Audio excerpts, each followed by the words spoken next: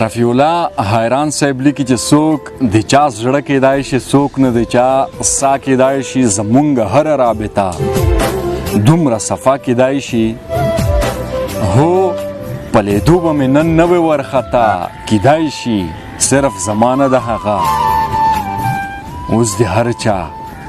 کیدای شي هو په لیدو به مې نن نوې ورخطا کیدای شي صرف زمانه د هغه اوس د هر چا کیدای شي زه هره ورځ ډاډ ورکوم په دروغو ځان ته ډاکټره زما د بیمارۍ علت همدا کیدای شي دا منم عشق چې سړی څومره برباد وي ښه وي په ما جاري ظلم په کوم دلیل روا کیدای شي ستا د راتګ پوښتنه ځکه په بار بار کومه دا دوې پلمې خوند کا چې نن کیږي سبا کیدای شي ستا